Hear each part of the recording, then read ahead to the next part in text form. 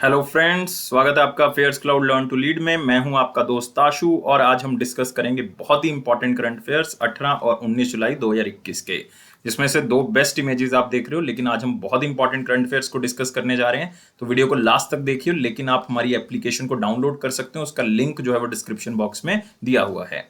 और गाइस, उसके बाद आप अपनी ईमेल आईडी के थ्रू लॉगिन करेंगे। लॉगिन करने के बाद क्रैक करंट अफेयर्स के ऊपर क्लिक करके 1 साल या फिर 2 साल की सब्सक्रिप्शन बाय कर सकते हैं। दोनों का प्राइस बहुत कम है, एक बार चेक करें। मेरे कहने से आप खुद सरप्राइज हो जाएंगे कि इतने कम प्राइस पे हम आपको ये प्रोवाइड कर रहे हैं।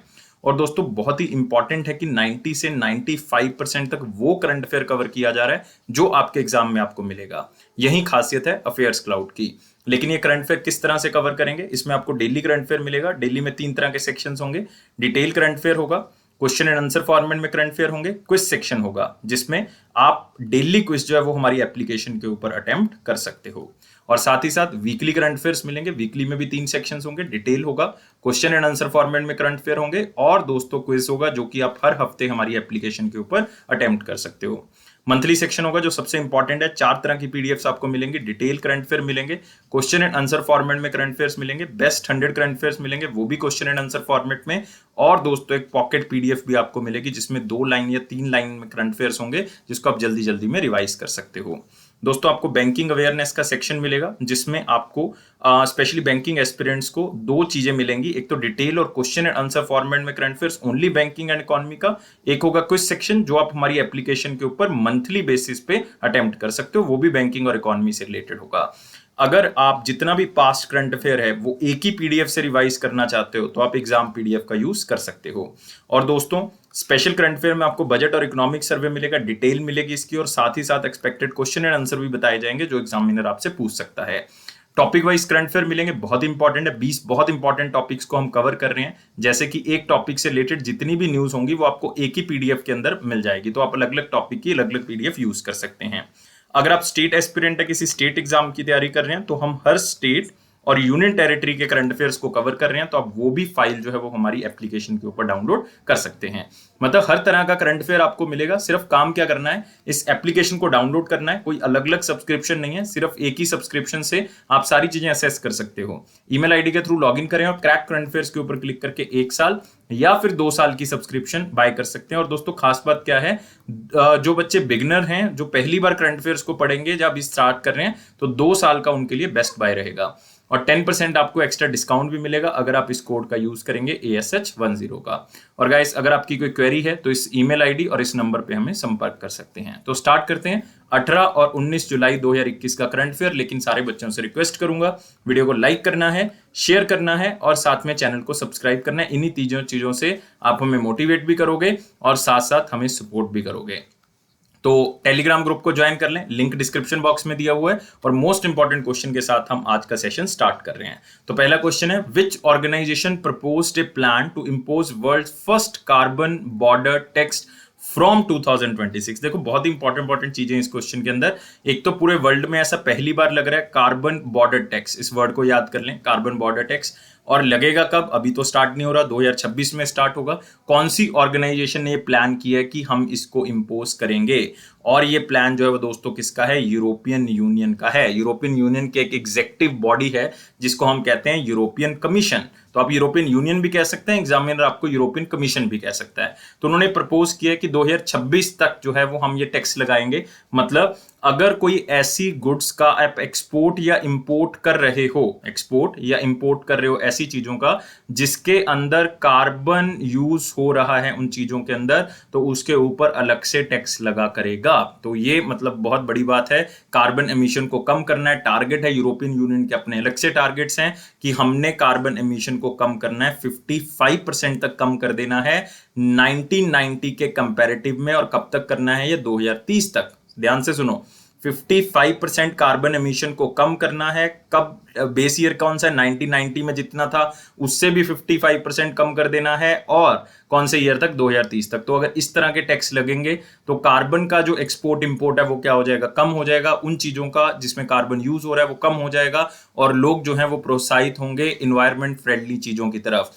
ये यूरोपियन यूनियन की तरफ से कहा गया है। तो देख सकते हो वर्ल्ड का पहला कार्बन बॉर्डर टैक्स जो है वो लगाया जाएगा। और मैं आपको पहले बता चुका हूं 55% 1990 के लेवल से कम करना है इन्होंने 2030 तक। और इन्होंने कहा है कि 2023 से लेकर 25 तक, जो कि एक ट्रांजिशनल फेज है, क्योंकि 2026 में तो स्टार्ट ही हो जाएगा, इंपोर्टर्स जो होंगे, जो मतलब बाहर से सामान मंगवाएंगे, वो देखा जाएगा कि कौन से एमिशंस, मतलब उनके टारगेट्स हैं, उनकी रिपोर्ट देखी जाएगी, कितना कार्बन वो रिलीज कर रहे हैं। इवन डिजिटल सर्टिफिकेट भी इशू किया जाया करेगा इंपोर्टर्स को, जो कि कार्बन डाइऑक्साइड एमिशन जो है वो कर रहे हैं। मतलब अलग अलग तरह की चीजें हो जाएंगी कार्बन को कम करने के लिए।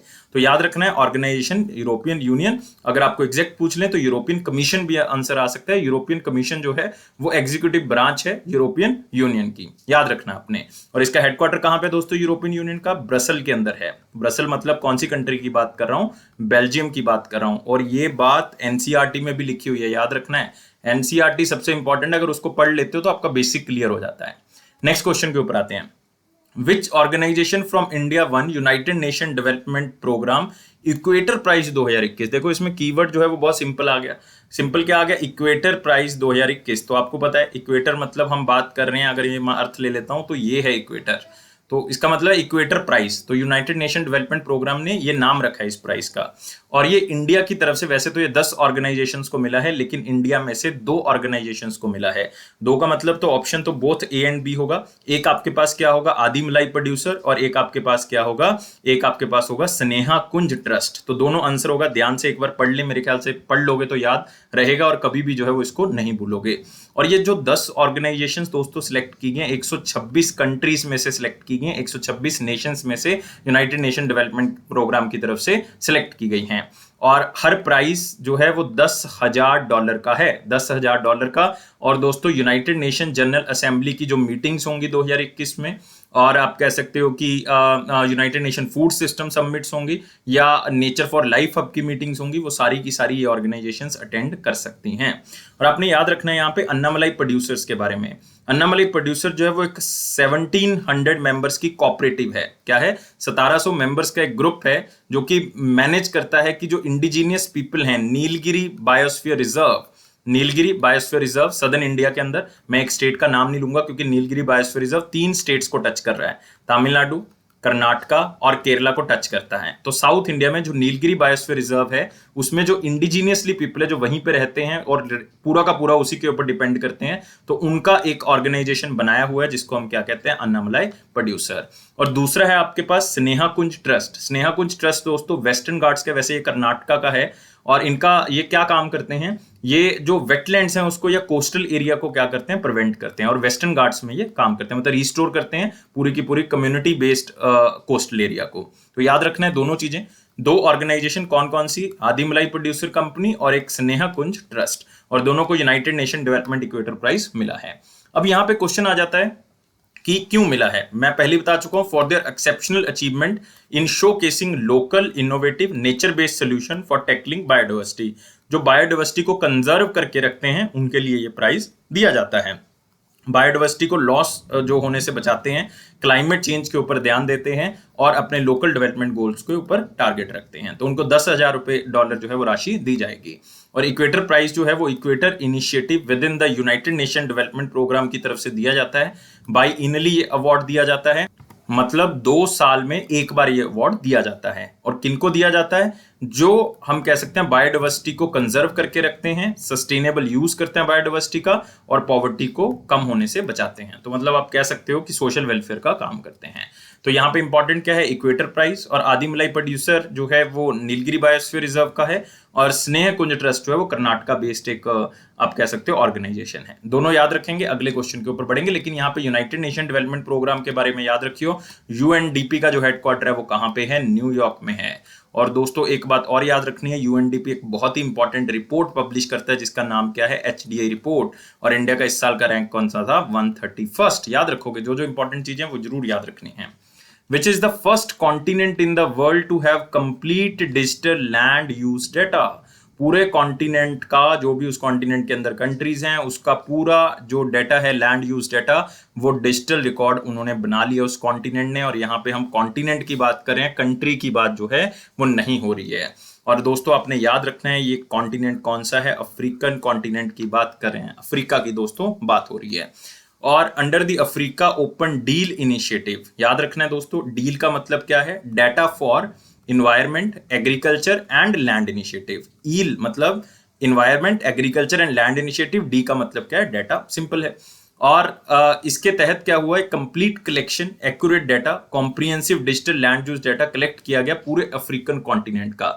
ये एक ओपन सोर्स सॉफ्टवेयर है जो यूज किया गया, जिसका नाम क्या है, कलेक्ट अर्थ। याद रखना है दोस्तों, कलेक्ट अर्थ नाम का एक सॉफ्टवेयर जो है वो यूज किया गया, जो कि एफएओ की तरफ से जो है वो डिजाइन किया गया है। याद रखना है, कलेक्ट अर्थ नाम का एक software Food and Agriculture Organization की तरफ से डिजाइन किया गया है। उस सॉफ्टवेयर की मदद से एक प्रोग्राम चलाया गया जिसका नाम क्या है, DEAL programme, data for the environment agriculture and land initiative. उसके तहत पूरे कॉन्टिनेंट का डाटा जो है वो डिजिटली, लैंड यूज डाटा जो है वो डिजिटली जो है वो तैयार किया गया। और ये फूड एंड एग्रीकल्चर ऑर्गेनाइजेशन के साथ साथ जो है वो अफ्रीकन यूनियन कमीशन का भी सहयोग है, क्योंकि अफ्रीकन यूनियन कमीशन मतलब जो सारी कंट्रीज अफ्रीका की है वो उसकी मेंबर होंगी। और land use data can be use to study the potential of various countries in Africa, कि कौन सी कंट्रीज जो हैं वो ड्रॉट्स है, कौन सी कंट्री में बारिश नहीं हो रही है, कहाँ पे जंगलों में आग लग रही है, कहाँ पे जो पेड़ ज्यादा हैं, कहाँ पे कल्टीवेशन हो रही है। तो ये सारी चीजें जो है वो पता लग जाती हैं, क्योंकि इसमें 100 से भी ज्यादा पैरामीटर्स हैं, 100 से भी ज्यादा पैरामीटर्स हैं, जो कि मैं अभी आपसे शेयर कर चुका हूँ। लाइक इंफ्रास्ट्रक्चर कहाँ पे है, वाइल्ड फायर्स कहाँ पे लग रही हैं, फार्म लैंड्स जो है वो कितने हैं, ये सारी चीजें जो है वो साथ में देखी गई हैं। और ये जो अफ्रीका हंगर से जूझ रहा है, काफी बीमारियों से जूझ रहा है, लेकिन हम हंगर की बात करेंगे क्योंकि लैंड यूज की बात हो रही है, तो उसको टैकल करने में भी हेल्प होगी, हमें पता लग जाएगा कि कितनी लैंड कहाँ पे यूज हो रही है। फूड एंड एग्रीकल्चर ऑर्गेनाइजेशन की दोस्तों बात कर रहे थे, याद रखना है फूड एंड एग्रीकल्चर ऑर्गेनाइजेशन का हेडक्वार्टर कहाँ पे, रोम, इटली के अंदर। और इसके डायरेक्टर जनरल कौन है, क्यू डोंग्यू, याद रखोगे, क्यू डोंग्यू, मैं स्पेलिंग लिख देता हूं, Q Dongyu, DONGYU, Q Dongyu. Next आते हैं दोस्तों अगले क्वेश्चन के ऊपर, सारी चीजें डिस्कस कर चुके हैं यहाँ पे। India first monk fruit, question का कीवर्ड आपके पास आ चुका है, फर्स्ट मॉन्क फ्रूट, जो कि केवल कहां पे होता है, चाइना में होता है। Cultivation exercise started in which state, तो इंडिया में भी इसकी कल्टीवेशन जो है वो स्टार्ट होगी है। और दोस्तों मैं आपको बताना चाहूंगा कि ये एक ही एरिया है जहां पे ये स्टार्ट हुई है, और वो कौन सा एरिया है, कुल्लू का एरिया है। कुल्लू मतलब कौन सी स्टेट की बात कर रहा हूं मैं, हिमाचल प्रदेश की बात कर रहा हूं। तो याद रखना है, फर्स्ट मॉन्क फ्रूट जो कि चाइना में ही केवल कल्टीवेशन होती थी उसकी, अब वो हिमाचल प्रदेश में भी क्या हो चुका है, स्टार्ट हो चुका है। तो मॉन्क फ्रूट जो है वो कहाँ का नेटिव है, चाइना का। हिमाचल प्रदेश में उसका ट्रायल जो है वो स्टार्ट हो चुका है। कौन से इंस्टीट्यूशन की तरफ से इसका ट्रायल किया जा रहा है, एक पालमपुर बेस्ड, हिमाचल प्रदेश में एक इंस्टीट्यूशन है, काउंसिल ऑफ साइंटिफिक रिसर्च का, मतलब CSIR का, और इंस्टीट्यूट का नाम है institute of Himalayan bio resource technology. जो हिमाचल प्रदेश के स्टूडेंट है वो थोड़ा सा ध्यान से इस इंस्टीट्यूट का नाम देख लें, institute of Himalayan bio resource technology Palampur में है। तो उन्होंने ये खेती जो है वो मॉन्क फ्रूट की स्टार्ट की है। और मॉन्क फ्रूट का फायदा क्या होगा, वो अपनी प्रॉपर्टीज के लिए जाना जाता है, जिसमें नॉन कैलोरिक नेचुरल स्वीटनर पाया जाता है। और आप कह सकते हो कि जो शुगर के मरीज हैं, डायबिटिक हैं, उनके लिए मतलब इसका फायदा जो है वो काफी हो सकता है, और काफी बीमारियों से लड़ने में भी सक्षम रहेगा, क्योंकि इसके अंदर नेचुरल स्वीटनर है और उससे कैलोरीज जो है वो नहीं बढ़ती। मतलब ये एक बहुत बड़ी बात है, इसको आप अलग अलग जगह पे यूज कर सकते हैं। और ये नेटिव फ्रूट कहाँ का है, चाइना का। और दोस्तों हिमाचल प्रदेश के बारे में बिल्कुल याद रखोगे आप, जो हिमाचल प्रदेश के चीफ मिनिस्टर हैं वो कौन हैं, जयराम ठाकुर जी, जयराम ठाकुर जी।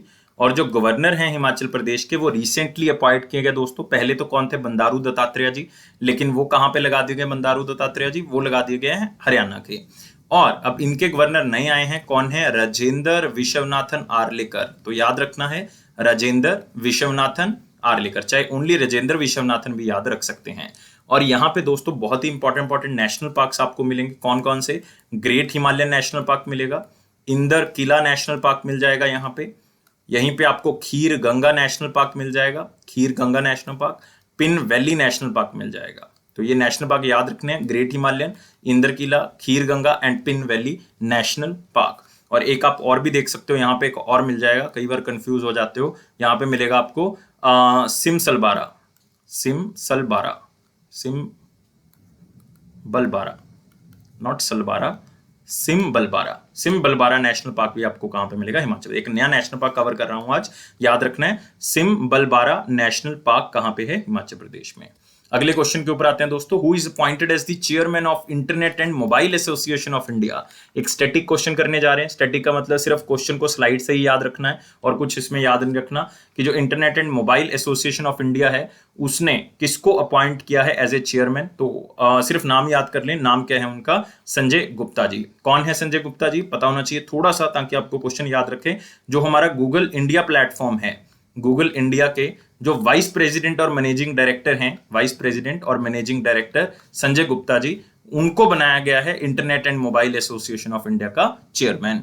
और इससे पहले कौन था? इससे पहले थे अमित अग्रवाल। ये क्वेश्चन कम है पूछने के चांसेस, लेकिन फिर भी थोड़ा सा अगर एक बार पढ़ा होगा तो अमित ही याद कर लें। अमित और संजय, संजय नए हैं, अमित जो हैं वो पुराने हैं। और ये अमेजॉन के सीनियर वाइस प्रेसिडेंट थे और कंट्री के मैनेजर थे। इंडिया अमेजॉन के कंट्री मैनेजर थे। तो उनका टाइम पीरियड खत्म हो गया, तो याद रखना है 2 साल के लिए इनको अपॉइंट किया गया, 2021 से लेके 23 तक। और बाकी जो अपॉइंटमेंट्स आप यहाँ पे देख रहे हो ये इंपॉर्टेंट है दोस्तों। A K. Mishra, justice A K. Mishra ji national human right commission के चेयरमैन बनाए गए हैं, इंपॉर्टेंट है। प्रदीप चंद्र नायर, लेफ्टिनेंट जनरल और लेफ्टिनेंट जनरल प्रदीप चंद्र नायर जो हैं वो डायरेक्टर जनरल अपॉइंट किए गए हैं असम राइफल्स के, ये याद रख सकते हो। Hitendra Dave MD, CEO, not MD, CEO chief executive officer appoint किए गए एचएसबीसी इंडिया के, एचएसबीसी इंडिया के। तो ये सारी चीजें आपने याद रखनी है, जो भी चीजें मैंने आपको बताई हैं। इसी के साथ हम वेरी इंपॉर्टेंट क्वेश्चंस के ऊपर बढ़ेंगे। मोस्ट इंपॉर्टेंट हम कवर कर चुके हैं। वेरी इंपॉर्टेंट क्वेश्चन करने से पहले आप वीडियो को लाइक करेंगे, चैनल को शेयर करेंगे, वीडियो को शेयर करेंगे और चैनल को सब्सक्राइब करेंगे। इससे आप हमें मोटिवेट करोगे, प्लस साथ में आप हमें सपोर्ट भी दोगे। और आप हमारे टेलीग्राम ग्रुप को ज्वाइन कर सकते हो, लिंक डिस्क्रिप्शन बॉक्स में दिया हुआ है। और उसमें पहला क्वेश्चन है, ministry of electronics and technology inked memorandum of understanding with which company for map services in Umang application. तो दोस्तों अपने आप में एक इंपॉर्टेंट है कि डिजिटल इंडिया प्रोग्राम को आत्मनिर्भर भारत बनाने के लिए हम इस तरह की चीजें जो है वो क्या कर रहे हैं, यूज कर रहे हैं। तो आपने याद रखना है ministry of electronics and information technology की तरफ से एक कंपनी के साथ टाई अप किया है ताकि उमंग एप्लीकेशन के साथ उसको जोड़ के मैप सर्विसेज जो है वो प्रोवाइड हो सके। कहने का मतलब है कि उमंग एप्लीकेशन आपको पता है कि गवर्नमेंट की सर्विसेज प्रोवाइड करती हैं, जो भी सेंटर और स्टेट गवर्नमेंट की सर्विसेज हैं। अब आपको पता है कि उसमें पब्लिक डिस्ट्रीब्यूशन सिस्टम है जिसमें राशन दिया जाता है, जिसमें आप इंडियन ऑयल पंप्स जो हैं वो उसमें शो होने चाहिए। एम्प्लॉय स्टेट इंश्योरेंस कॉर्पोरेशन है जिसमें लाइक उनको सर्विसेज दी जाती हैं। राशन कार्ड्स हैं वो मैं पहले बता चुका हूँ पीडीएस के थ्रू। ई नाम पोर्टल, एग्रीकल्चर मार्केट है, ब्लड बैंक्स हैं। तो इन सबको मैप के अंदर शो करना है। और ये उमंग एप्लीकेशन के साथ किसको टाई अप मिला है? मैप माई इंडिया को। तो आंसर क्या होगा दोस्तों? इसका सी होगा। तो याद रखना है map services in Umang application अब मैप आई इंडिया की तरफ से दिखाया जाएगा। मतलब कुछ भी आपने देखना है, कोई भी सर्विसेज है, लाइक आप देख सकते हो यहाँ पे एचपी गैस लिखा हुआ है, सीबीएसई का है, या फिर आपके देख सकते हो ईपीएफओ का है। तो कुछ भी है तो उसका आपको लोकेशन मिलेगा। आप एप्लीकेशन को खोलोगे उसकी लोकेशन मिलेगी। और उमंग का मतलब क्या है? Unified mobile application for new age governance. जो सेंटर और स्टेट की स्कीम्स हैं वो सारी की सारी आपको यहाँ पे मिल जाएंगी। और ये इंडियन सिटीजन्स को गवर्नमेंट की फैसिलिटी नियरेस्ट लोकेशन पे मिल जाए, उसके लिए इसको किया गया है, ताकि आपके आसपास जो है वो राशन शॉप कौन सी है जिससे आप अनाज ले सकते हो, ठीक है, मंडीज कौन सी हैं, लाइक नेशनल एग्रीकल्चर मार्केट के अंदर जो है वो कौन सा आपके पास ऑनलाइन मंडी है, ब्लड बैंक्स कौन से आसपास हैं, ठीक है। तो मतलब ये सारी चीजें आपको जो है वो ऑनलाइन ही मिल जाएंगी, ऑनलाइन ही आप देख सकते हो। और उमंग एप्लीकेशन को 2017 में लॉन्च किया गया था। मल्टीलिंगुअल मतलब बहुत सी लैंग्वेजेस में ये एप्लीकेशन डेवलप की गई है ताकि मैक्सिमम टू मैक्सिमम सर्विसेज लोगों के हाथ में उनके मोबाइल से ही उनको मिल सके। और दोस्तों यहाँ पे इंपॉर्टेंट है ministry of electronics and information technology. ये रिसेंटली डिपार्टमेंट चेंज किया गया क्योंकि यूनियन मिनिस्टर जो हैं वो इसके नए आ गए हैं। कौन आ गए? अश्विनी वैष्णव। तो याद रखेंगे, अभी नाम बहुत इंपॉर्टेंट है, अश्विनी वैष्णव। इनके पास मिनिस्ट्री ऑफ रेलवे भी है, मिनिस्ट्री ऑफ कम्युनिकेशन भी है और ministry of information and technology भी है। और इनकी कॉन्स्टिट्यूएंसी, राज्यसभा के मेंबर हैं ये, ओडिशा इनकी कॉन्स्टिट्यूएंसी है। और मिनिस्टर ऑफ स्टेट कौन है? राजीव चंद्रशेखर हैं, कॉन्स्टिट्यूएंसी कर्नाटका है, लेकिन याद रह गया तो ठीक है, अदरवाइज कोई इंपॉर्टेंट नहीं है, सिर्फ अश्विनी वैष्णव याद रखेंगे। अगले क्वेश्चन के ऊपर बढ़ेंगे। What is the name of India's first redeveloped railway station? मतलब अब काम चल रहा है कि रेलवे स्टेशन को दोबारा से हमने क्या करना है? नया बनाना है, उसको रेनोवेट करना है। और ऐसा पहला रेलवे स्टेशन जो इस प्रोग्राम के तहत जो है वो रीडेवलप किया गया है, और वो कौन सा है? Gandhinagar capital railway. याद रखना है पब्लिक प्राइवेट पार्टनरशिप के साथ मिलकर इसको तैयार किया गया है, गांधीनगर कैपिटल रेलवे कहाँ पे है दोस्तों? गांधीनगर से पता लग रहा है। कहाँ पे है? गुजरात के अंदर है। और दोस्तों याद रखना है, इसके ऊपर 1100 करोड़ रुपीस का खर्चा जो है वो आया है और प्राइम मिनिस्टर नरेंद्र मोदी जी ने इसको इनॉग्रेट किया है। तो देखेंगे आप यहाँ पे, prime minister Modi ji inaugurated dedicated to the national several key projects in the Gujarat. तो बहुत से प्रोजेक्ट्स जो है वो उन्होंने स्टार्ट किए हैं। बहुत ज़्यादा खर्चा जो है वो गुजरात में रीडेवलपमेंट के ऊपर किया गया है, इंफ्रास्ट्रक्चर के ऊपर खर्च किया गया। तो वो सारे प्रोजेक्ट्स को उन्होंने स्टार्ट किया है। और भी हैं, लेकिन आपने खास तौर से इसको याद रखना है। तो it is India's first redevelop station in the line with Narendra Modi plan to modernise railway station through public private partnership. मतलब सरकार और कोई प्राइवेट कंपनी के साथ मिलकर इसको किया जाएगा। और टोटल जो प्रोजेक्ट है वो 1100 करोड़ रुपीस के उद्घाटन में किए गए, लेकिन इसके ऊपर टोटल 71 करोड़ रुपीस का खर्चा जो है वो किया गया। और मोदी जी ने क्या गुजरात में लॉन्च किया है? उन्होंने साइंस सिटी के अंदर काफी चीजें, जो गुजरात साइंस सिटी है उसके अंदर काफी अट्रैक्शंस को भी लॉन्च किया है। तो सिंपल क्वेश्चन है, सिर्फ आप इस क्वेश्चन को याद रखें और इसमें कुछ इंपॉर्टेंट नहीं कि और क्या क्या लॉन्च किया है। मिनिस्ट्री ऑफ रेलवे में अभी बता के हटाऊं, जो ministry of information and technology, जो electronics information and technology, communication और साथ ही साथ जो रेलवे के एक ही है दोस्तों, कौन है? अश्विनी वैष्णव। तो नाम काफी बार आ चुका है और आपको ये याद रखना ही रखना है दोस्तों, अश्विनी वैष्णव। कॉन्स्टिट्यूएंसी ओडिशा, याद करवा दूंगा आपको, डोंट वरी, सारे याद हो जाएंगे। अगला क्वेश्चन आते हैं, what will be the new foreign direct investment limit in the pension fund management under the national pension system. तो नेशनल पेंशन सिस्टम दोस्तों हमारा है, जिसके तहत जो है वो आप कह सकते हो कि आप पेंशन सिस्टम के साथ जुड़ सकते हो। उसके तहत आप चूज कर सकते हो नेशनल पेंशन सिस्टम के अंदर कि कौन सा प्लान, जब आप रिटायर हो जाओगे या जब आपकी एज जो है वो 65 साल की हो जाएगी, उसके बाद जो है वो आप कौन से, आपको पैसे जो है वो किस तरह से मिले, तो ये आप मतलब नेशनल पेंशन सिस्टम के अंदर चुन सकते हो। तो उसके अंदर ना कुछ पेंशन फंड मैनेजमेंट ऑर्गेनाइजेशंस होती हैं दोस्तों, जैसे कि एग्जांपल ले रहा हूँ, HDFC pension management, HDFC pension में, ICIC prudential pension fund, ICICI, Kotak Mahindra pension fund, Aditya Birla sun life pension management. तो मतलब 7 बड़ी बड़ी जो है वो आप कह सकते हो ये कंपनीज हैं जो मतलब यहाँ पे जुड़ी हुई हैं, जो मेन कंपनीज हैं जो कि पेंशन फंड मैनेजमेंट सिस्टम को देखती हैं, और उसके थ्रू आप पेंशन सिस्टम के, नेशनल पेंशन सिस्टम के साथ जुड़ सकते हो। लेकिन अब इसमें एफडीआई जो है वो पहले कितनी थी और अब कितनी हो गई है? पहले एफडीआई दोस्तों 49% थी, मतलब ये तो फॉर्मर होगी, पास्ट हो गया। अब नई एफडीआई कितनी होगी इसके अंदर? 74% होगी है। तो आंसर क्या होगा? 74%। और याद रखना है, जो एसबीआई पेंशन फंड है वो डिफॉल्ट पेंशन फंड मैनेजमेंट है नेशनल पेमेंट सिस्टम का। मतलब अगर किसी बंदे ने, मान लो मैंने कोई 65 के बाद वाली पॉलिसी ली कि जब मैं 65 साल का हो जाऊंगा उसके बाद जो है वो मुझे, या 60 साल का हो जाऊंगा उसके बाद मुझे ये मिल जाए, तो पेंशन मिलती रहे। तो अगर मैं कोई नहीं चूज करता, लाइक एचडीएफसी नहीं चूज करता, आईसीआईसी नहीं चूज करता, इन 7 में से कोई नहीं चूज करता, तो बाय डिफॉल्ट मुझे कौन सा मिल जाएगा? SBI pension fund private limited ही जो है वो पेंशन फंड मैनेजमेंट करेगा। तो ये याद रखना है, वो डिफॉल्ट है। FDI limit in national payment system fund managers के अंदर कितनी होगी? 74%। मतलब बाहर से आके भी जो है वो ये कंपनीज एस्टैब्लिश कर सकते हैं। तो कितने पेंशन फंड मैनेजर्स हैं? 7 हैं टोटल। और आप अपनी मर्जी से कोई भी चुन सकते हो कि आपको कौन जो है वो पेंशन प्रोवाइड करेगा, एचडीएफसी करेगा, आईसीआईसीआई करेगा, तो वो उनके अलग अलग प्लान्स हैं। और पार्लियामेंट ने अमेंड किया है इंश्योरेंस एक्ट 1938 को, इंक्रीज किया एफडीआई लिमिट को इंश्योरेंस सेक्टर के अंदर टू 74% फ्रॉम 49%। ये शायद सब बच्चों को पता है, हमने इसको कवर भी किया था।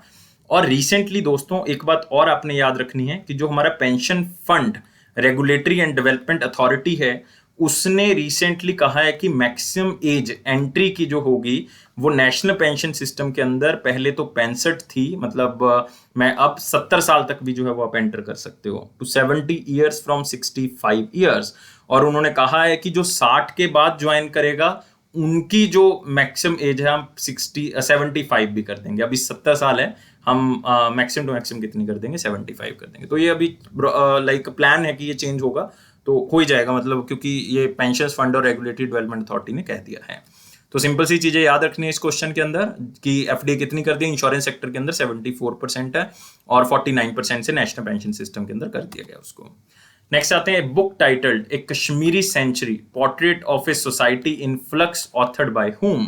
तो किसकी तरफ से ये बुक जो है वो लिखी गई है, और ये बुक जो है वो किसके बारे में बताती है, ये आपने थोड़ा सा याद रखना है। और ये बुक खास करके बताती है जम्मू एंड कश्मीर के जो टूरिज्म फैक्टर्स हैं उसके बारे में, उनकी सोसाइटी के बारे में। और ये बुक लिखी है दोस्तों खेमलता वाखलू ने। खेमलता वाखलू बहुत ही फेमस ऑथर हैं ये, तो याद रखना है खेमलता वाखलू। तो आप यहाँ पे देख सकते हैं, ये बुक बताती है कि कश्मीरीज की लाइफ क्या है, हिंदूज और मुस्लिम्स की लाइफ क्या है वहां पे, along with the view of Kashmir Athos and culture, उनके कल्चर के साथ लिंक करके उनकी लाइफ्स के बारे में बताया हुआ है।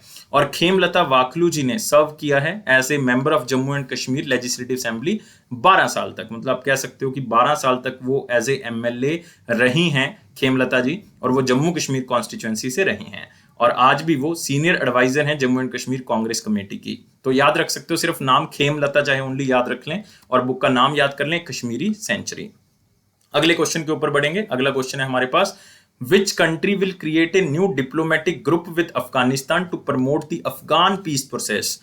आप इसको वेरी इंपॉर्टेंट क्वेश्चन में ले सकते हो, मोस्ट इंपॉर्टेंट में भी ले सकते हो। एक लाइक करंट इशू चल रहा है कि अफगानिस्तान के ऊपर तालिबान ने कब्जा कर लिया है, और तालिबान क्लेम कर रहा है कि 85% अफगानिस्तान का एरिया जो है वो हमारा ही है। मतलब यूएस मिलिट्री फोर्सेस ने विड्रॉ कर लिया और तालिबान ने क्या कर लिया, वहां पे कब्जा कर लिया।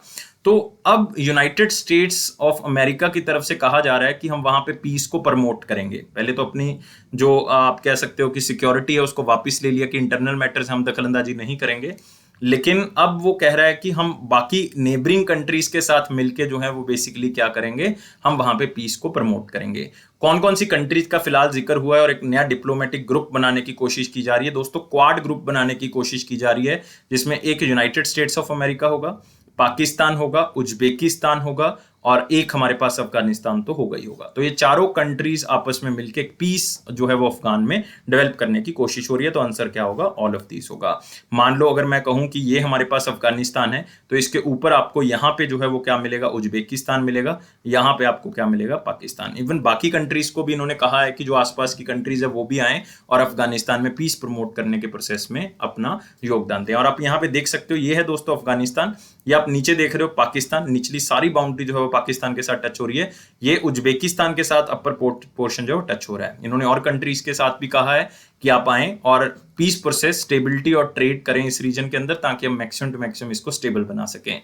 और जो है वो ये पूरा का पूरा जो ग्रुप बनेगा, क्वाड्रिलेटरल ग्रुप, वो रीजनल ट्रेड करेगा और ट्रांजिट रूट स्टार्ट करेगा, बिजनेस टाइज करेगा, ताकि हम यहाँ पे पीस प्रोसेस को रिस्टोर कर सकें। और रिसेंटली 85% एरिया ये क्लेम किया है तालिबानियों ने कि ये अफगानिस्तान का क्या कर चुके हैं, कैप्चर कर चुके हैं। तो याद रखना है, जो भी मैंने आपको चीजें बताई हैं इंपॉर्टेंट है, क्योंकि अफगानिस्तान का रिसेंट इशू चल रहा है।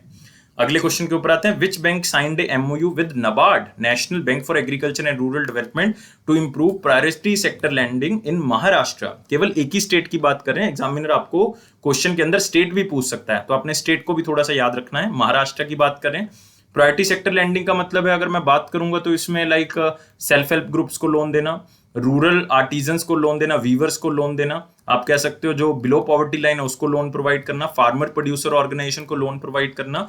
और ये बैंक ऑफ महाराष्ट्र है दोस्तों, बहुत ही सिंपल क्वेश्चन हो गया। बैंक ऑफ महाराष्ट्र नाबार्ड के साथ टाई अप करके प्रायोरिटी सेक्टर लैंडिंग को इंप्रूव करेगा, कहां पे, महाराष्ट्र के अंदर, बहुत ही सिंपल। तो बैंक ऑफ महाराष्ट्र ने नाबार्ड के साथ ये टाई अप किया है। तो आप देख सकते हो बैंक ऑफ महाराष्ट्र नाबार्ड के साथ मिलकर रूरल एरिया महाराष्ट्र को डेवलप करेगा, और इसमें फार्मर्स को बेनिफिट मिलेगा, फार्मर प्रोड्यूसर ऑर्गेनाइजेशंस को, आप कह सकते हो स्मॉल हेल्प ग्रुप्स को, आर्टिजन्स को बेनिफिट मिलेगा, वीवर्स को बेनिफिट मिलेगा, आप कह सकते हो एग्रीकल्चर स्टार्टअप्स को बेनिफिट मिलेगा, micro and small and medium enterprises को बेनिफिट मिलेगा, उसी स्टेट के अंदर, मतलब महाराष्ट्र की हम बात कर रहे हैं। और रिसेंट रिलेटेड न्यूज में दोस्तों आपने एक चीज याद रखनी है कि रिसेंटली बैंक ऑफ महाराष्ट्र की तरफ से एक डेटा पब्लिश किया गया था, और उस डेटा के according top performer public sector undertaking जो है वो कौन सी बन गई है, वो है बैंक ऑफ महाराष्ट्र, जिसमें लोन सबसे ज्यादा और डिपॉजिट ग्रोथ सबसे ज्यादा फाइनेंशियल ईयर 21 में बैंक ऑफ महाराष्ट्र ने रजिस्टर की है। याद रखना है, बैंक ऑफ महाराष्ट्र ने 13.45% जो है वो ग्रॉस एडवांसेस में जो है वो अपना स्थान जो है वो दर्ज किया, मतलब जो पूरे इंडिया के अंदर किसी भी पब्लिक सेक्टर बैंक का सबसे ज्यादा है, मतलब 1.07 लाख करोड़ है दोस्तों, पूरा का पूरा उनका ग्रॉस एडवांस। तो इस चीज को याद रखना है, बैंक ऑफ महाराष्ट्र। तो बैंक ऑफ महाराष्ट्र हमारे लिए इंपॉर्टेंट हो जाता है। बैंक ऑफ महाराष्ट्र जो बनाया गया था 1935 में, इसको जो स्टार्ट किया गया 1936 में, हेडक्वार्टर जो है वो इसका पूना महाराष्ट्र के अंदर है। इसके एमडी और सीईओ एएस राजीव हैं, याद रख सकते हो एएस राजीव, और इसकी टैगलाइन है one family one bank, one family one bank. अगले क्वेश्चन के ऊपर आएंगे, who wrote a children book the great big lion. तो मतलब चिल्ड्रन बुक है, तो शायद आप मतलब आइडिया भी नहीं लगा सकते कि ये किसने इस बुक को लिखा होगा दोस्तों। मतलब ये केवल अगर मैं यहाँ पे लिखूंगा भी, वो सिर्फ एक 7 साल की बच्ची है यार, मतलब उसने ये बुक लिखी है। नाम क्या है उसका? क्राइसियस नाइट। तो याद रखेंगे, 7 साल की एक छोटी सी बच्ची है जिसने ये बुक लिखी है, जिसका नाम क्या है? The great big lion. और उसने ही उसका कवर पेज जो है वो डिजाइन किया। अगर आप देखोगे, ये जो पिक्चर आप देख रहे हो ऊपर जो बनी हुई है, बिग लाइन जो दिख रहा है आपको, उसका फेस दिख रहा है, ये भी उसने खुद ड्रॉ की है। तो नाम क्या है? क्राइसियस नाइट। और कहाँ से बिलोंग करती हैं ये? One of the world youngest author इनको माना गया है, और इन्होंने इस बुक को ड्रॉ भी किया है, लिखा भी है, और ग्रेट बिग लॉयन जो है वो उसका नाम होगा। और ये माना जाता है कि ये बुक जो है वो उन्होंने 3 साल की उम्र में ही लिख ली थी। तो मतलब इलस्ट्रेट करने में जो थोड़ा सा टाइम ज़्यादा लगा, अदरवाइज इस बुक के अंदर फ्रेंडशिप, नेचर, कंजर्वेशन, बच्चों को कनेक्ट करती है, एजुकेट करती है फ्रेंडशिप, नेचर और कंजर्वेशन के बारे में। और याद रखना है वो कहाँ से बिलोंग करती हैं? जनरली वो बिलोंग करती हैं कनाडा से। तो याद रखना है, कनाडा से बिलोंग करती हैं। तो बुक का सिर्फ नाम याद रखना है, ग्रेट बिग लॉयन। तो यंगेस्ट ऑथर में से एक है, तो याद रखना है। और 2 साल की उम्र में she was inducted to Mensa. तो याद रखना है दोस्तों, इस ऑर्गेनाइजेशन को मेंसा आप कह सकते हो कि largest and the oldest high IQ society है पूरे वर्ल्ड के अंदर। तो उसके अंदर उसको जो है वो ऐड कर लिया गया था 2 साल की उम्र में। मतलब इनका आईक्यू जो है वो लड़की का ज्यादा है। इन 2020 उन्होंने एक बुक पब्लिश की थी, उसका नाम था कैप्चरिंग थंडर। ये भी इसी बच्ची की लिखी हुई है। तो याद रखना है दोस्तों, मतलब 7 साल की उम्र में आप देख सकते हो, 2 साल की उम्र में, 3 साल की उम्र में ये बुक लिख दी गई। और 2 साल की उम्र में इस सोसाइटी के अंदर जिन बच्चों का आईक्यू ज्यादा है, तो उसके अंदर उसको ऐड कर लिया गया, और 7 साल की उम्र में पब्लिश हो रही है बुक। उससे पहले भी एक लिख चुकी है, कैप्चरिंग थंडर। तो मतलब टैलेंट आप देख सकते हो कि कितना यहाँ पे आपको दिख रहा है। नेक्स्ट आता है Pulitzer prize winning Indian photo journalist Danish Siddiqui killed in Afghanistan. क्योंकि मैंने अभी डिस्कस किया आपको कि अफगानिस्तान वॉर के अंदर जो है वो बेसिकली काफी लोग मारे गए हैं वहां पे रिपोर्टिंग करते हुए, काफी जर्नलिस्ट की डेथ हो गई, जिसमें से एक नाम है दानिश सिद्दीकी, जो कि बहुत ही फेमस थे और मुंबई बेस्ड फोटो जर्नलिस्ट हैं, जो कि र्यूटर्स पिक्चर मल्टीमीडिया टीम को क्या कर रहे थे, इंडिया के अंदर लीड कर रहे थे। और ये यूनाइटेड नेशन का दावा है, क्योंकि बहुत से जर्नलिस्ट मारे गए हैं, कि अफगानिस्तान पीस वॉर के अंदर 2018 से लेके 21 के बीच में टोटल 33 जर्नलिस्ट की डेथ हो गई है। जो यूनाइटेड नेशन खुद क्लेम करता है, और ये लीगल डेटा है, इलीगल तो मतलब बहुत से जर्नलिस्ट जो है इसमें डेथ होगी। और उनके साथ कुछ को-वर्कर्स हैं जो र्यूटर्स के जो प्राइज है वो जीत चुके हैं, जिनको पुलिट्जर प्राइज जो है वो 2018 के अंदर मिला था, जिन्होंने रोहिंग्या रेफ्यूजी क्राइसिस को कवर किया था बांग्लादेश और इंडिया के अंदर। मतलब इनको और भी बहुत ज्यादा प्राइजेस जो है वो मिल चुके हैं। तो one of the distinguished journalist थे, और तालिबान के द्वारा जो है वो मार दिया गया, मतलब ही वाज शॉट डेड। और इन्होंने हांगकांग के अंदर वॉर को कवर किया है, लाइक जो प्रोटेस्ट अभी भी चल रहे हैं चाइना के खिलाफ। इराक की वॉर को इन्होंने कवर किया है, नेपाल के अर्थक्वेक्स जो कि 2015 में आए थे उसको कवर किया है। बहुत ही इंपॉर्टेंट इश्यूज को इन्होंने कवर किया है, और इनको बेस्ट अवार्ड मिला था जर्नलिस्ट कैटेगरी के अंदर पुलिट्जर प्राइज 2018 का अपनी टीम के साथ। तो ये आप थोड़ा सा नाम जरूर याद रखेंगे, दानिश सिद्दीकी इंपॉर्टेंट है, और अफगानिस्तान के अंदर मारे हैं तो और भी ज्यादा इंपॉर्टेंट जो है वो यहाँ पे हो जाएगा। अगले क्वेश्चन के ऊपर बढ़ेंगे। तो मोस्ट इंपॉर्टेंट और वेरी इंपॉर्टेंट क्वेश्चन कर चुके हैं, इंपॉर्टेंट क्वेश्चंस के ऊपर बढ़ेंगे। वीडियो को लाइक करना है, शेयर करना है और चैनल को सब्सक्राइब करना है।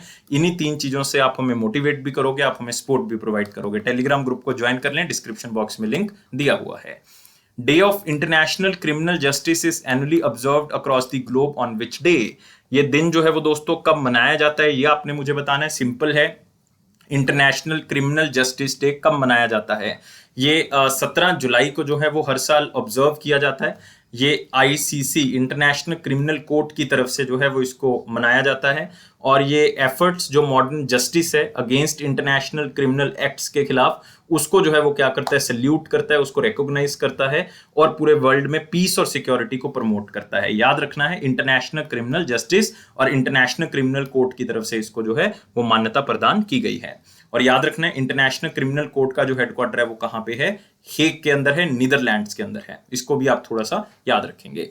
तो यहां पे देख सकते हो, day of international criminal justice 17 जुलाई 2021 को ऑब्जर्व किया जाता है। और सबसे पहली बार जो है वो इसको ऑब्जर्व कौन से ईयर में किया गया था? सबसे पहली बार ये डिसीजन लिया गया था कि जो international day of criminal justice है 2010 में जो है वो मनाया गया था। याद रखना 2010 में ये डिक्लेयर हुआ था as a international day of criminal justice.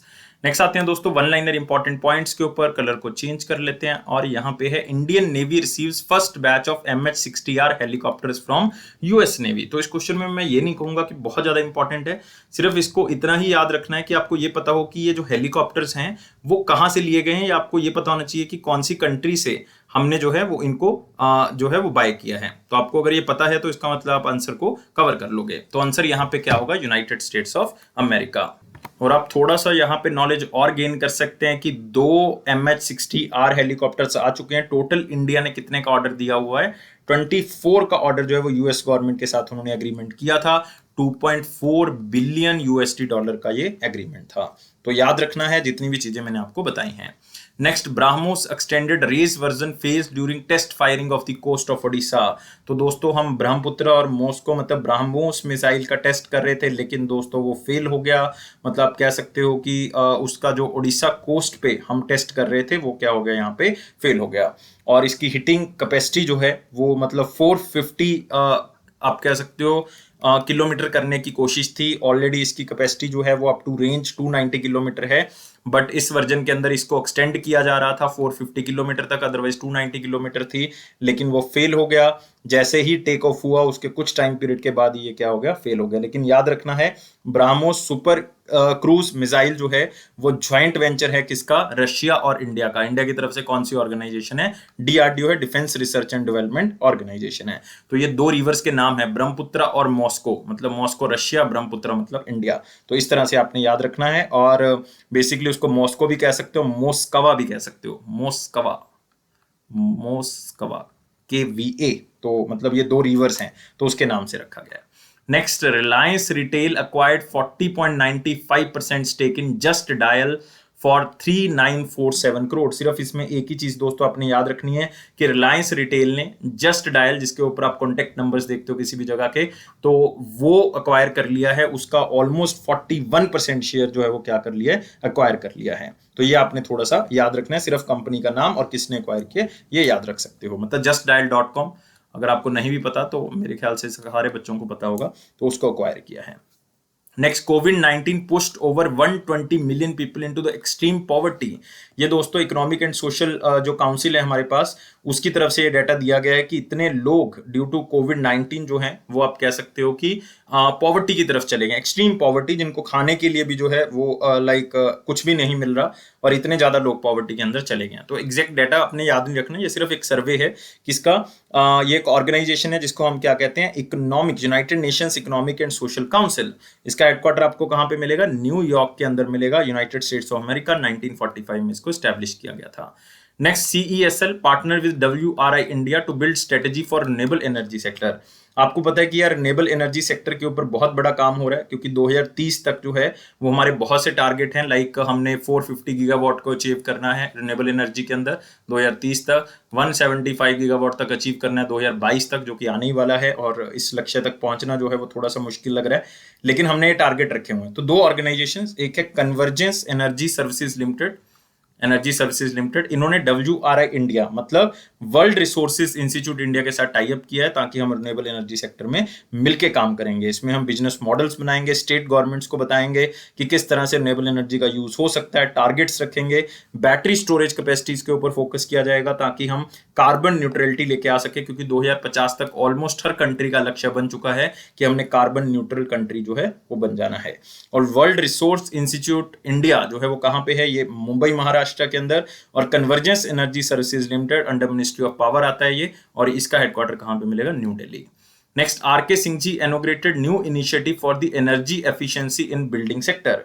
Again हम यहां पे बात करें एनर्जी एफिशिएंसी की, और यहां पे हम बात करें स्पेसिफिकली बिल्डिंग सेक्टर के अंदर। तो हमारे जो यूनियन मिनिस्टर ऑफ पावर हैं उन्होंने स्पेशली जो है वो इनॉग्रेशन किया है एक आप कह सकते हो कि पूरा का पूरा नए इनिशिएटिव्स का, जिसका नाम रखा गया aiming for sustainable habitat new initiatives in the building energy efficiency, ताकि हम कंस्ट्रक्शन के अंदर भी एनर्जी एफिशिएंसी का जो है वो टारगेट रख सकें। तो फिर से बहुत ज्यादा इंपॉर्टेंट नहीं कहूंगा, लेकिन इसमें एक ऑर्गेनाइजेशन है ब्यूरो ऑफ एनर्जी एफिशिएंसी, जिसका हेडक्वार्टर न्यू दिल्ली में। RK सिंह याद रखना है, यूनियन मिनिस्टर है RK Singh, ministry of power के, तो याद रखोगे। नेक्स्ट आते हैं दोस्तों 17 जुलाई 2021 के क्वेश्चन के ऊपर। क्वेश्चन क्या था, in which year national electronic fund transfer started in India. बहुत ही सिंपल क्वेश्चन था, क्योंकि आपको पता है आरटीजीएस यूज करते हैं हम, एनईएफटी यूज करते हैं, नेशनल इलेक्ट्रॉनिक फंड ट्रांसफर, और इंडिया के अंदर इन्होंने पूछा है कि कब स्टार्ट किया गया। तो याद रखना है 2005, नवंबर 2005 में एनईएफटी को स्टार्ट किया गया था। और इसको स्टार्ट किया गया, या आप कह सकते हो सेटअप किया गया, इस्टेब्लिश किया गया, और मैनेज कौन सी इंस्टीट्यूशन करती है इसको, institute for development and research in banking technology. याद रखना है, institute for development and research in banking technology. और दोस्तों नेशनल इलेक्ट्रॉनिक फंड ट्रांसफर जो है वो इलेक्ट्रॉनिक फंड ट्रांसफर करता है, और इसको आरबीआई की तरफ से मेंटेन भी किया जाता है, इस चीज को याद रखना है। और इसमें जो है वो 2 दिन भी लग जाते हैं, 3 दिन भी लग जाते थे, इसलिए आरटीजीएस का आविष्कार हुआ था, रियल टाइम ग्रॉस सेटलमेंट, की रियल टाइम में पैसे उसी टाइम पे ट्रांसफर हो जाते हैं। नेक्स्ट आते हैं question of the day. Question of the day क्या कहता है, femur foreign exchange management act was implemented by replacing फेरा इन विच ईयर। इंप्लीमेंटेड पूछ रहे हैं दोस्तों, इंप्लीमेंटेड, ना कि बनाया कब गया, इंप्लीमेंटेड का ईयर पूछा है। तो फॉरेन एक्सचेंज रेगुलेशन एक्ट से हमने फॉरेन एक्सचेंज मैनेजमेंट एक्ट जो है वो कब इंप्लीमेंट कर दिया, कौन से ईयर में कर दिया, ये आपने मुझे बताना है।